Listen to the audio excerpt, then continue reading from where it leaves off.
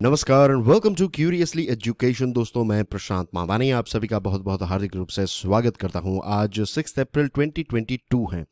आज हमारे टेबल के ऊपर है 5 इंपॉर्टेंट टॉपिक्स। दिल्ली सीसीटीवी को देखेंगे, फिर न्यूक्लियर एनर्जी एक बहुत ही इंपॉर्टेंट टॉपिक है। स्पोर्ट्स फॉर ऑल आज एक बहुत ही खास दिन है, तो ये टॉपिक भी बहुत इंपॉर्टेंट है। श्रीलंका की पॉलिटिकल क्राइसिस, इकोनॉमिक क्राइसिस को देखेंगे और लास्ट में हम बात करने वाले हैं इंडिया और रशिया यूक्रेन के बीच में जो वॉर चल रहा है, इस पर वेस्टर्न वर्ल्ड का क्या कहना है और भारत को क्या करना चाहिए और क्या क्या इंपॉर्टेंट चीज़ें हुई इस क्षेत्र में, डिप्लोमेसी में, इसके बारे में हम बात करने वाले हैं। कल जो मैंने आपको प्रश्न पूछा था एक्सपोर्ट्स के साथ जुड़ा हुआ था, आप में से बहुत सारे स्टूडेंट्स ने इसका राइट आंसर दिया है। The right answer is 43.2%।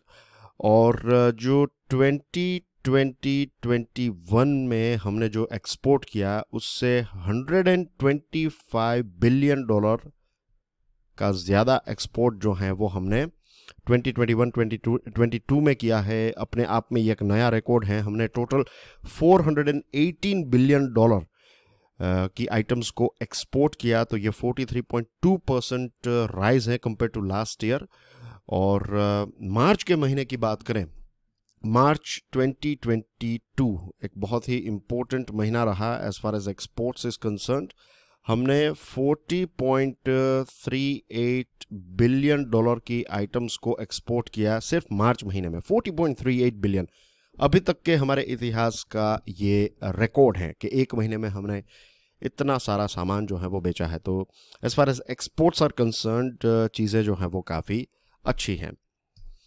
अब बात करते हैं पियरिंग इनटू यू पायोनियर का ये आर्टिकल है। क्या आपको पता है कि दिल्ली की जो सरकार है, अरविंद केजरीवाल की सरकार, उन्होंने अपनी 70 असेंबली में कितने सीसीटीवी कैमराज इंस्टॉल किए हैं? The answer is staggering 1,31,792।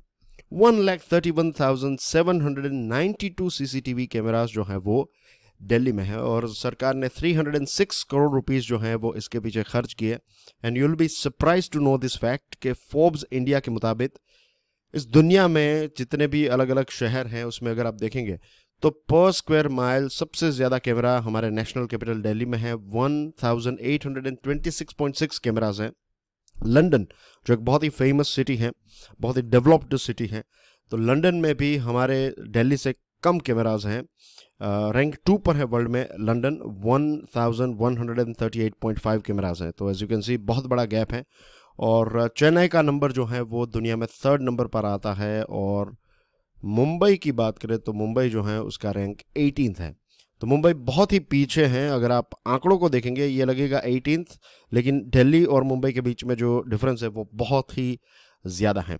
अब कुछ प्रश्न उठते हैं कि इतने सारे जो कैमरास लगाए गए हैं तो क्या ये सेफ्टी के लिए है या फिर सरकार जो है वो सर्वेलेंस कर रही है? क्या क्या दिल्ली जो है वो एक सर्वेलेंस सिटी बन जाएगा? देखिए, सर्वेलेंस का मतलब क्या होता है कि आपके ऊपर नज़र रखी जा रही है। क्या सरकार आपकी हर मूव पर नज़र रखेगी? तो ये एक बड़ा प्रश्न है।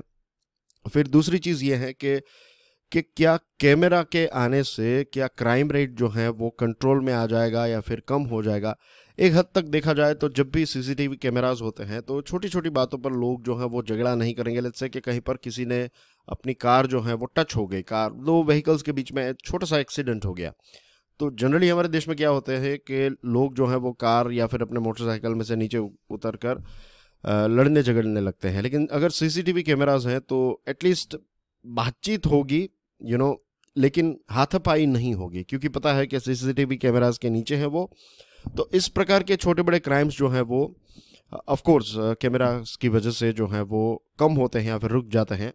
और एक डिटरेंट के तौर पर डेफिनेटली कैमरास काम करते हैं। फिर महिलाओं की सेफ्टी की बात करें तो कैमरास जहाँ पर हैं तो वहाँ पर एक प्रकार से जो क्रिमिनल्स हैं उनको पता है कि अगर वो कुछ गलत करेंगे तो सीसीटीवी कैमरा में उनकी फुटेज आ जाएगी, आज नहीं तो कल वो पकड़े जाएंगे। तो एक डिटरेंस के तौर पर यहाँ पर डेफिनेटली कैमरास जो है वो काम करते हैं। लेकिन फिर प्राइवेसी की भी बात रहती है।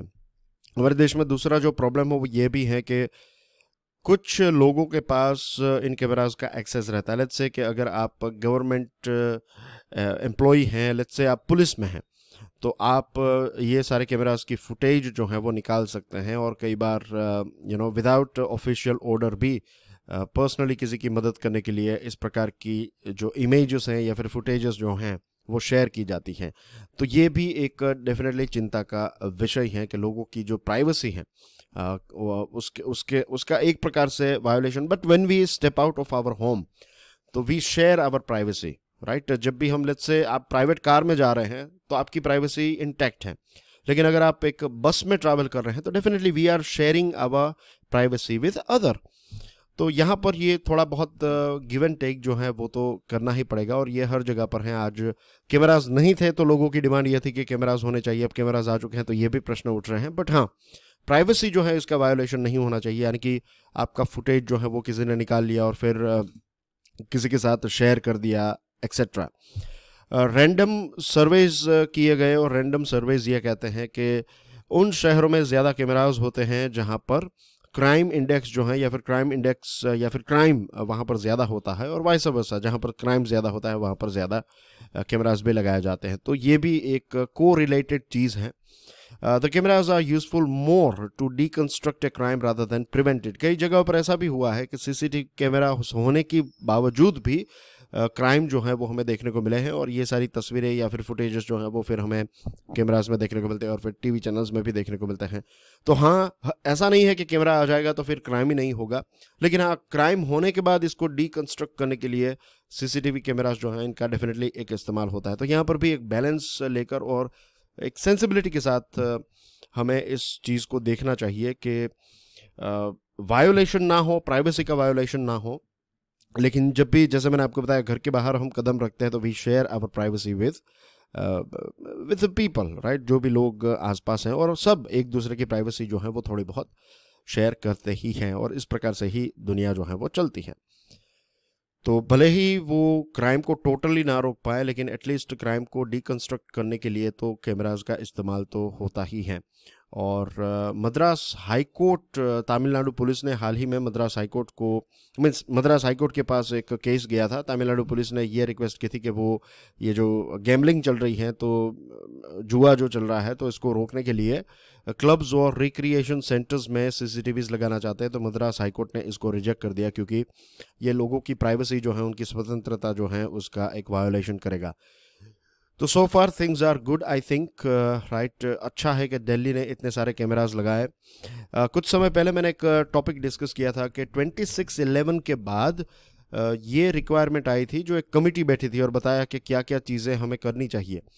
तो मुंबई में ये सजेशन दिया था कि मुंबई में कुछ 15,000 जितने कैमराज जो हैं वो लगाए जाने चाहिए। लेकिन अब देखेंगे कि इतने साल हो गए हैं 26/11 को, राइट। लगभग 12-13 साल हो चुके हैं, उससे भी थोड़ा ज़्यादा वक्त हो गया है, और इतने सालों के अंदर आई थिंक 13-14 ईयर्स हो चुके हैं। 26/11 जो है ये 2008 में हुआ था। तो इतने सालों के बाद भी जितने कैमराज मुंबई को चाहिए एज पर द कमिटी ने जो रिकमेंडेशन दिया था, तो उतने कैमराज जो हैं वो मुंबई में नहीं है। तो एक हमारा शहर ऐसा है जिसमें इतने सारे कैमराज हैं, तो ये हमारे दूसरे शहरों के लिए एक आई ओपनर होना चाहिए कि दिल्ली जो है वो रोल मॉडल होना चाहिए when it comes to CCTV cameras. But yet I would like to add here कि प्राइवेसी जो है लोगों की वो मेंटेन करनी चाहिए। स्ट्रिक्ट प्रोटोकॉल्स होने चाहिए कि अगर आपको फुटेज चाहिए, क्राइम को रोकने के लिए फुटेज चाहिए, तो दैट्स ए गुड थिंग। लेकिन फिर किसी की प्राइवेसी में दखल अंदाजी, किसी को ट्रेस करना है कि वो कहाँ पर गए एक्सेट्रा, तो ये सारी चीज़ों के लिए कैमराज का इस्तेमाल जो है वो दुरुपयोग जो है वो बेसिकली नहीं होना चाहिए, राइट। तो I hope this particular topic is clear.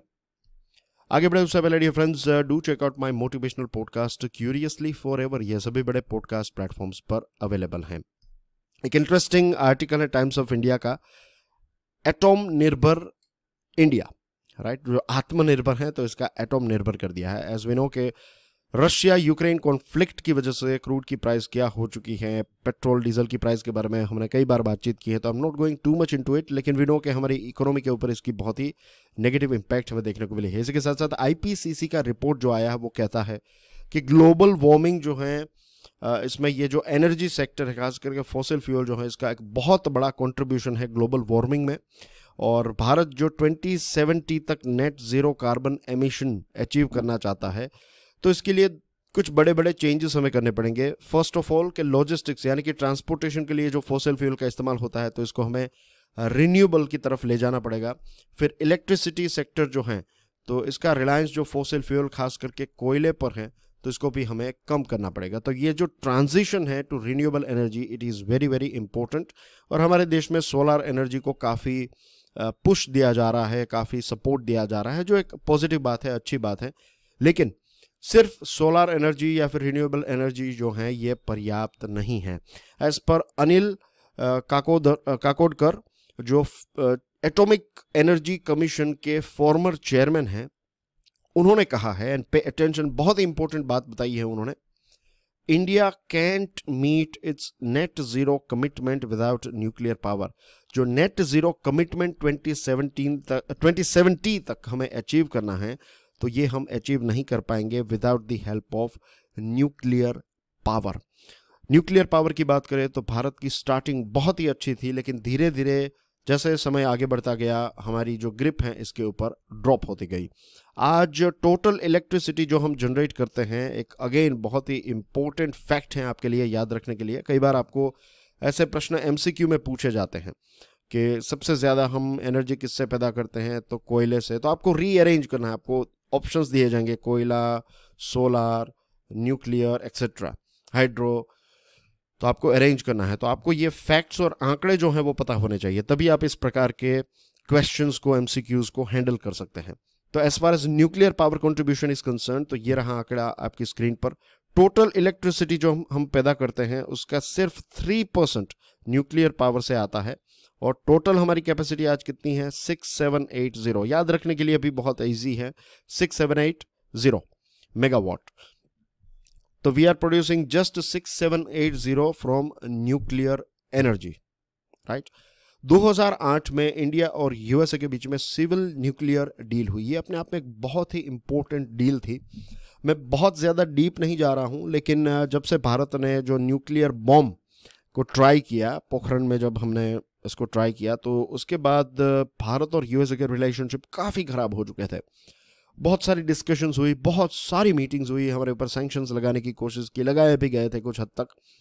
लेकिन फाइनली 2008 में इंडिया और यूएसए ने सिविल न्यूक्लियर डील साइन कर ली, और तब से भारत और यूएसए के रिलेशनशिप जो है वो चेंज हो गए हैं। और आज आप जानते हैं कि दोनों देशों के बीच में रिलेशनशिप जो है वो काफ़ी स्ट्रॉन्ग और अच्छे हैं। अब ये 2008 की India US civil nuclear deal थी, उसके बारे में ये कहा जाता था कि अब भारत और यूएसए जो है वो मिलकर इस क्षेत्र में काम करेंगे। हमारे देश में बहुत सारे न्यूक्लियर पावर प्लांट्स जो हैं वो लगाए जाएंगे। और डेफिनेटली इसका एक फ़ायदा हुआ कि कजाकिस्तान, जिसके पास यूरेनियम ओर का बहुत बड़ा स्टॉक है, और कनाडा के पास न्यूक्लियर ओर है, तो इसकी सप्लाई जो है यूरेनियम ओर की वो हमें इन दोनों देशों से मिलने लगी। लेकिन ये जो हमारे देश में अगर न्यूक्लियर पावर प्लांट अगर आपको लगाना है या फिर किसी फॉरेन कंपनी की मदद से हम यहाँ पर एस्टैब्लिश करते हैं, तो रूल्स एंड रेगुलेशन में एक सिविल लायबिलिटी है। सिविल लायबिलिटी का मतलब ये है कि लेट्स से यूएसए की एक कंपनी ने हमारे देश में न्यूक्लियर पावर प्लांट स्थापित किया। इन केस अगर कुछ इसमें होता है, कोई लीक हो गया, कोई नेचुरल कैलेमिटी की वजह से यहाँ पर कोई डैमेज हुआ और रेडियो एक्टिव मटेरियल जो है वो स्प्रेड होने लगा, तो जितना भी खर्च होगा, ये लायबिलिटी जो है वो किसकी होगी? ये रिस्पॉन्सिबिलिटी होगी उस फॉरेन कंपनी की जिस कंपनी ने हमारे देश में उस पर्टिकुलर न्यूक्लियर पावर प्लांट की स्थापना की है। तो ये एक चीज़ ऐसी है जिसको लेकर वेस्टर्न फर्म्स जो हैं ये दे आर नॉट इंक्लाइंड। वो कहते हैं कि हम हमारी बेस्ट टेक्नोलॉजीज आपके साथ शेयर कर रहे हैं, हमने आपको सारी चीज़ें बता दी, आपके वहाँ पर न्यूक्लियर पावर प्लांट सेटअप कर लिया। अब कुछ गलत हो जाता है, लेट्स से कोई नेचुरल डिजास्टर आ गया, जैसे जापान में फुकुशिमा हुआ, फुकुशिमा में जो सुनामी आई थी, तो अगर ऐसी कोई चीज़ हो जाती है तो हम इसमें क्या करें? हमने तो बेस्ट आपको चीज़ें प्रोवाइड की थी। भारत कहता है नहीं, आपको सिविल लायबिलिटी जो है वो उठानी पड़ेगी। तो इस चीज़ को लेकर हमारे देश में ये जो पूरा प्लान था, ये मीन्स ये डील का जो फ़ायदा मिलने वाला था, इस पर्टिकुलर डील का, तो ये प्रॉपर फ़ायदा जो है वो हमें नहीं मिल पाया है। हमारे देश में जो इलेक्ट्रिसिटी, जो मैंने आंकड़ा बताया 6780 मेगावाट, तो इसमें से 26% जो है वो कुडमकुलम न्यूक्लियर पावर प्लांट से हम पैदा करते हैं। और ये कुडमकुलम न्यूक्लियर पावर प्लांट जो है वो तमिलनाडु में है, और रशिया की मदद से हमने इसकी स्थापना की है। रशिया ने अपनी टेक्नोलॉजी जो है वो शेयर की है। अब न्यूक्लियर एनर्जी के साथ जुड़े हुए कुछ इंटरेस्टिंग पॉइंट्स, ये कॉस्ट इफेक्टिव है, दूसरी चीज एमिशन का कोई प्रॉब्लम नहीं है, और तीसरी चीज रिस्क जो है वो भी एक्सेप्टेबल है। और सोलर एनर्जी की तरह यहाँ पर ग्रिड स्टेबिलिटी का कोई इश्यू नहीं है, यानी कि एक बार आपका पावर प्लांट स्टार्ट हो गया तो आप जितनी उसकी कैपेसिटी है उतना कांस्टेंट पावर जो है वो जनरेट कर सकते हैं। तो ये कुछ इसके पॉजिटिव फैक्टर्स हैं। अब ये तो बड़े बड़े जो कुडमकुलम न्यूक्लियर पावर प्लांट हैं, ये एक बहुत बड़ा प्रोजेक्ट है, लेकिन अब न्यूक्लियर क्षेत्र जो है, पावर क्षेत्र, ये एक नई डायरेक्शन में जा चुका है। स्मॉल मॉड्यूलर रिएक्टर्स, जिसको SMRs कहते हैं। SMRs जो हैं, इसमें 300 मेगावाट की कैपेसिटी वाले छोटे न्यूक्लियर पावर प्लांट्स बनाए जाते हैं, और इनको बनाना भी काफ़ी क्विक होता है, और इसमें सिंपल डिज़ाइन इसकी रहती हैं, सेफ्टी भी काफ़ी अच्छी होती है, और कैपिटल कॉस्ट जो है वो भी कम होता है। तो ये भी इसके 3 इंपॉर्टेंट फ़ायदे हैं। SMR के 3 फायदे क्या हैं? सेफ्टी, सिंपल डिज़ाइन और कैपिटल कॉस्ट जो है वो कम है। तो ये 3 इसके फायदे, ये भी चीज़ आप याद रखिएगा।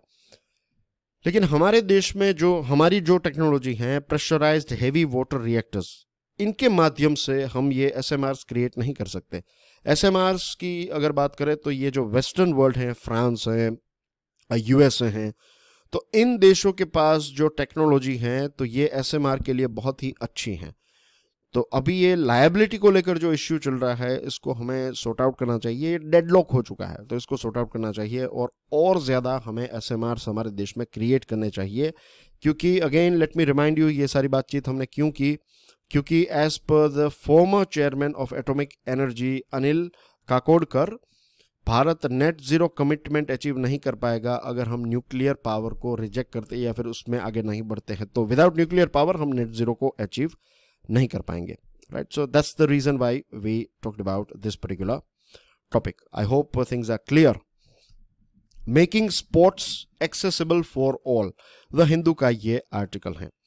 टोक्यो 2020 पैरालंपिक्स जो है वो हमारे देश के लिए, खास करके इंडियन स्पोर्ट्स के लिए, एक वाटरशेड मोमेंट था। अपने आप में एक बहुत ही अच्छा अवसर था, या फिर एक अच्छा मोमेंट रहा, क्योंकि इतिहास में पहली बार ऐसा हुआ, भारत के इतिहास में पहली बार ऐसा हुआ कि हमारी एक फीमेल इंडियन एथलीट ने पैरालंपिक गोल्ड मेडल जीता और एक इतिहास रच दिया। एंड आई एम श्योर बहुत सारी दूसरी जो लड़कियां हैं, एंड सिर्फ लड़कियां नहीं लेकिन दूसरे जो स्पोर्ट्स पर्सन हैं, तो वो भी इस जीत से काफ़ी इंस्पायर होंगे, हुए भी हैं, और आने वाले समय में हमें और ऐसे पैरा ओलंपिक गोल्ड मेडलिस्ट जो हैं वो हमें देखने को मिलेंगे।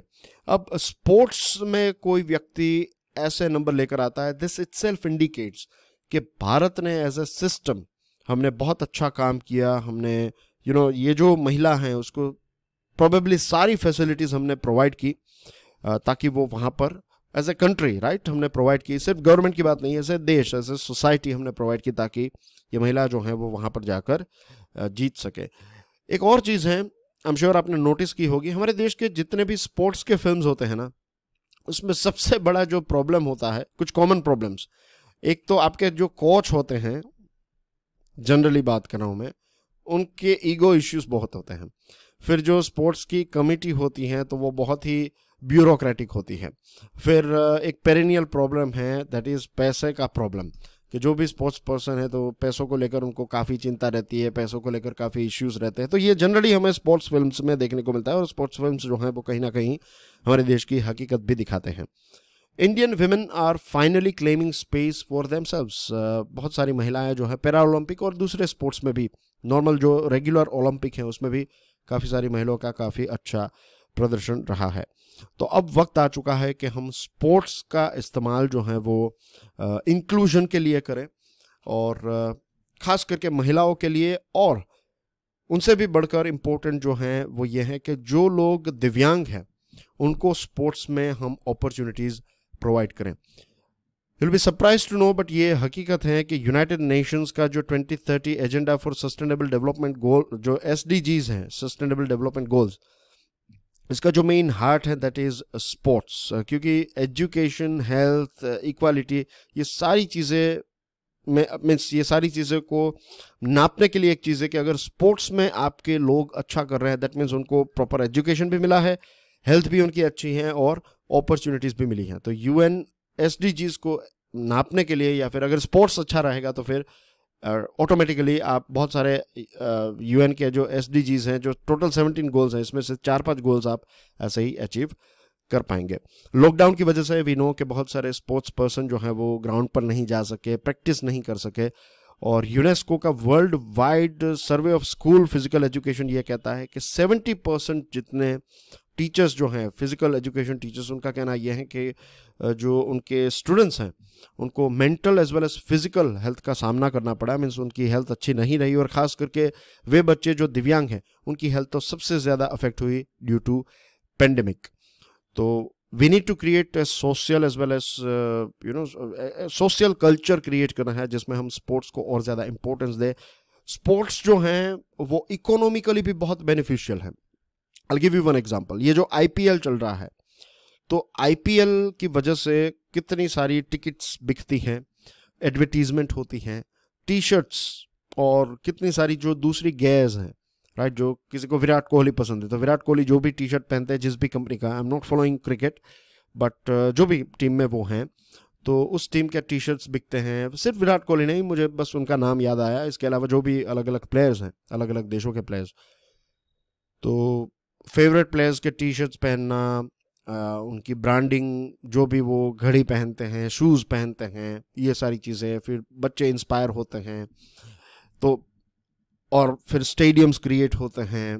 तो बहुत सारे स्पोर्ट्स एक्टिविटीज़ वाले जो क्लब्स हैं वो चलते हैं, स्पोर्ट्स टीचर्स को जॉब मिलती हैं, तो इकोनॉमिकली भी ये काफ़ी एक वायबल हैं।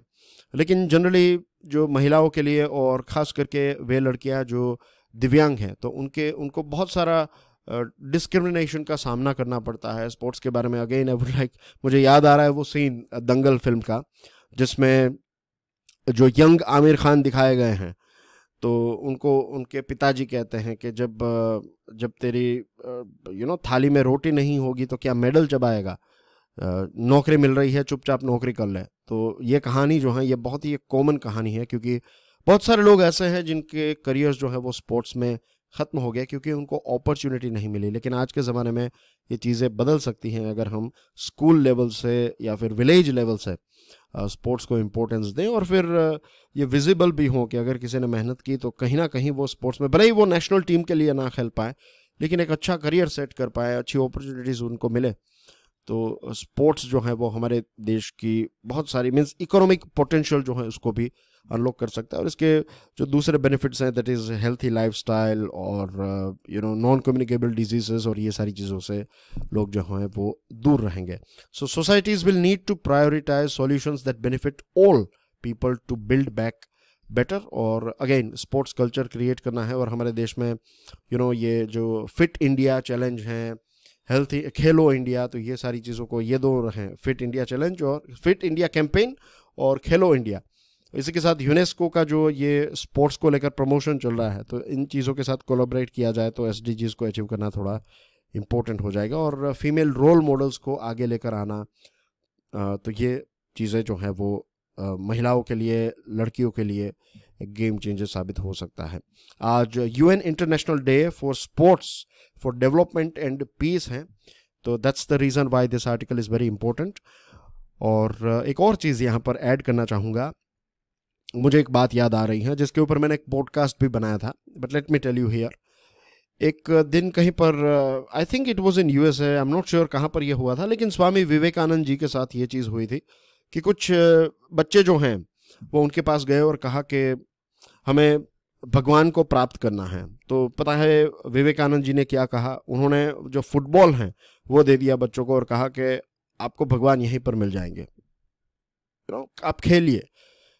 अभी आपकी एज जो है वो स्पोर्ट्स की है। एंड अब जो उसका एक बहुत ही डीप मीनिंग होता है, बट मैं बहुत ज़्यादा उसमें डीप नहीं जा रहा हूँ, स्पिरिचुअल डिस्कशन पर नहीं जा रहे हैं, but let me tell you कि उसके प्रैक्टिकल बेनिफिट्स क्या हैं। आज बहुत सारी ऐसी कंपनीज हैं, multinational companies, let's say Google. तो गूगल जैसी कंपनीज जो हैं, अगर आप उनकी ऑफिस में काम करते हैं तो अलग अलग स्पोर्ट्स की फैसिलिटीज़ वहाँ पर दी जाती हैं। क्या आप फुटबॉल खेलना चाहते हैं, आप जाइए खेलिए।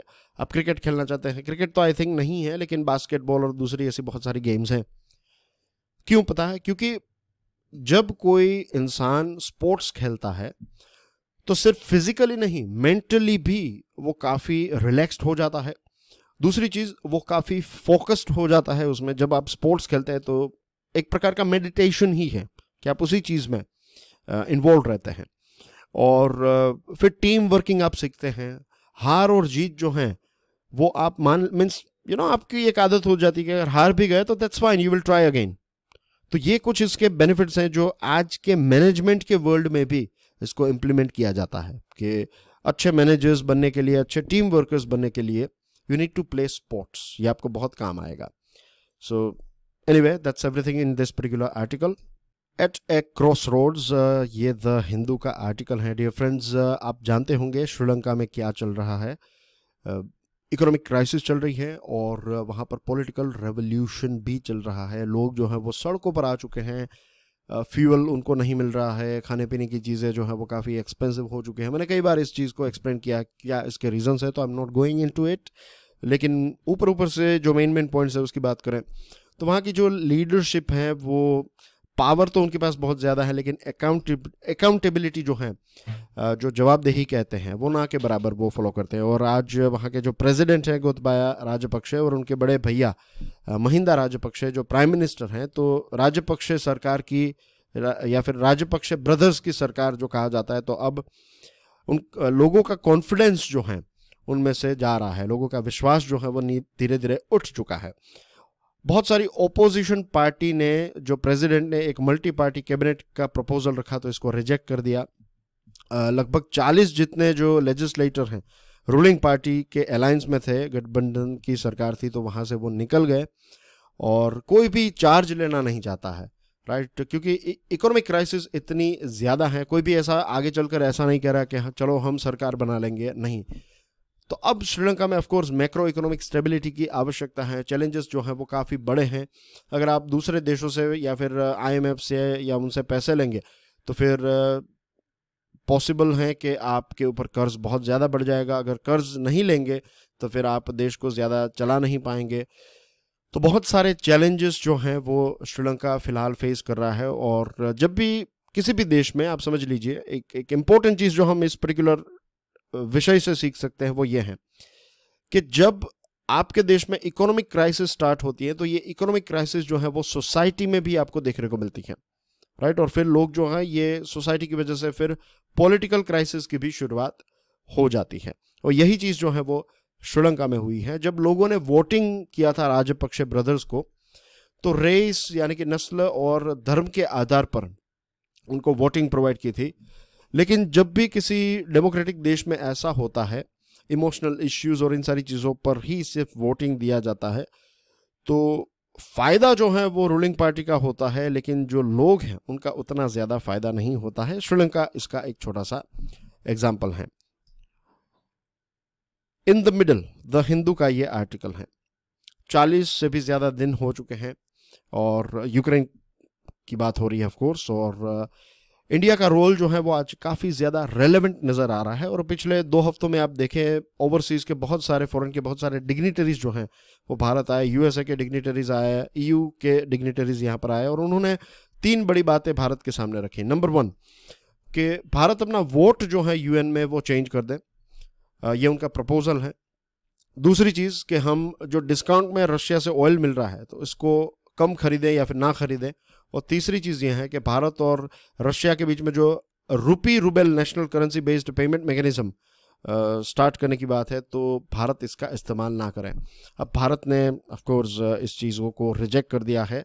और अभी हाल ही में रशिया के foreign minister Sergei Lavrov Bharat की यात्रा पर थे। प्राइम मिनिस्टर मोदी को वो मिले, हमारे फॉरेन मिनिस्टर एस जयशंकर साहब को वो मिले। तो ये क्लियर इंडिकेशन है कि भारत इन सारे वेस्टर्न वर्ल्ड के प्रेशर में नहीं आएगा, USA और यूरोपियन यूनियन के प्रेशर में नहीं आएगा। और इनफैक्ट हमारे एस जयशंकर साहब और निर्मला सीतारमन जी ने भी ये बता दिया कि भारत अपने नेशनल इंटरेस्ट को, राष्ट्रहित को ध्यान में रखकर आगे बढ़ेगा।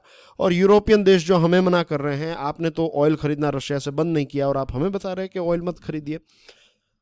आने वाले कुछ समय में एक 2+2 मीटिंग होगी। 2+2 मीटिंग में क्या होता है कि हमारे फॉरेन मिनिस्टर और डिफेंस मिनिस्टर जो हैं वो दूसरे देश के, यानी कि ये जो मीटिंग है ये USA के साथ होने वाली है, इंडिया USA 2+2। तो इसमें यूएसए के फॉरेन मिनिस्टर और यूएसए के डिफेंस मिनिस्टर की मुलाकात हमारे उनके काउंटर पार्ट जो हैं हमारे देश के एस जयशंकर साहब और राजनाथ सिंह के साथ एक मीटिंग होने वाली है। तो इस मीटिंग में ऑफकोर्स रशिया के बारे में बातचीत होगी और इसी के साथ साथ S-400 एयर डिफेंस सिस्टम जो ऑलरेडी हमने परचेज कर ली है, इसका फर्स्ट बैच एयरफोर्स के पास आ चुका है, दूसरे बैचेस आने वाले हैं।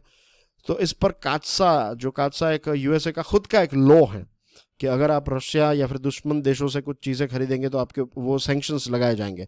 तो इसके बारे में एक वेवर जो है इसके बारे में बातचीत होगी। अब देखते हैं इसमें आगे क्या होता है। It's going to be very important. इसके ऊपर पूरी दुनिया की और खास करके भारत की नज़र रहेगी कि ये जो S-400 सिस्टम है 2+2 मीटिंग में इसका क्या होगा। कात्सा सैंक्शंस इस पर अप्लाई होंगे या फिर वेव किया जाएगा। We have to wait and watch for sure.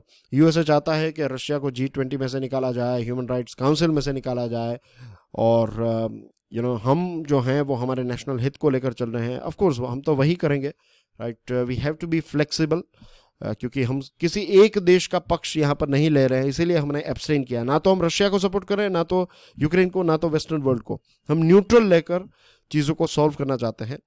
एक ह्यूमन राइट्स वायोलेशन जो चल रहा है इसको लेकर भारत ने कहा कि इंडिपेंडेंट इंक्वायरी जो है वो होनी चाहिए ताकि पता चले कि क्या हो रहा है। But again we are not taking sides और यही चीज़ जो है वो शायद आगे चलकर काम आ सकती है कि भारत जो है वो एक नेगोशिएटर के तौर पर या फिर एक मीडिएटर के तौर पर यूक्रेन और रशिया के बीच में रह सकता है, एक इम्पोर्टेंट रोल। क्योंकि चाइना ने ऑलरेडी रशिया की साइड ले ली है, यूएसए और ये सारे देश जो हैं वो यूक्रेन की साइड ले रहे हैं, वो रशिया के खिलाफ हैं।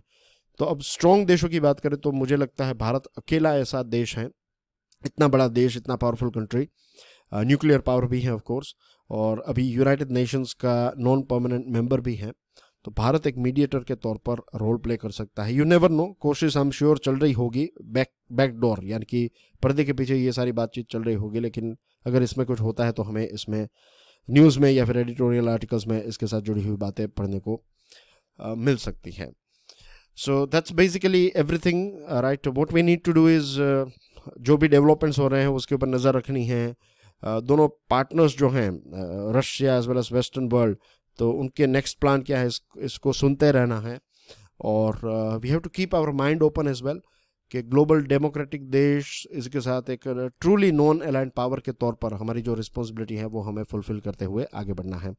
एक क्वेश्चन है, चंडीगढ़ को यूनियन टेरिटरी बनाया गया और ये हरियाणा और पंजाब का जॉइंट कैपिटल है, तो किस एक्ट के तहत ये चीज़ हुई थी? 4 ऑप्शंस है आपकी स्क्रीन पर, इसका राइट आंसर आपको कमेंट सेक्शन में पोस्ट करना है। And that's everything in today's discussion. Thank you very much for watching this video. Thank you very much for sharing this video. आप share कर रहे हैं, numbers are quite visible. तो please keep on doing this thing, right? आपको ये series पसंद है, इसीलिए ये सीरीज़ जो है वो चल रही है। और आप जितना इसको शेयर करेंगे उतना ये ग्रो होगी, जितना ग्रो होगी उतना ही हमारे लिए ये एक सस्टेनेबल सीरीज़ बनेगी, राइट।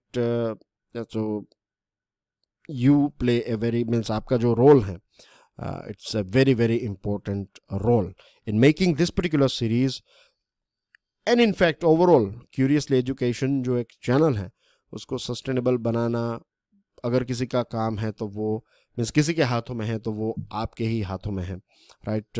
मेरी तरफ से जो बेस्ट है आई ट्राई टू डिलीवर। अब आपको पसंद आएगा तो आप शेयर करेंगे, आई डू अंडरस्टैंड। अगर नहीं पसंद आएगा तो फिर आप शेयर नहीं करेंगे। तो अगर आपको पसंद आता है तो प्लीज़ मेक श्योर कि आप जो शेयर करते हैं इट्स द फाइनल थ्रो, वो फाइनल एक स्टेज है कि सारे स्टेजेस हो गए। और अगर आपको पसंद आया है तो अगर आप शेयर नहीं करेंगे तो ये ग्रो नहीं करेगा, और कोई भी चीज़ जो ग्रो नहीं करती है वो सस्टेनेबल नहीं होती है। It has to grow, like knowledge, like personal development, self development, right. जैसे एज एन इंडिविजुअल हम ग्रो करते रहते हैं। अगर हम एक जगह पर ही स्टक हो जाए तो फिर वहाँ से डिटीरियोरेशन चालू हो जाता है। तो of course we don't want deterioration, we want sustainable growth. और इसीलिए आपका शेयरिंग जो है वो बहुत ही इंपॉर्टेंट है। Thank you very much for your love, support, adulation and blessings, and God bless you all. Stay curious. Jai Hind.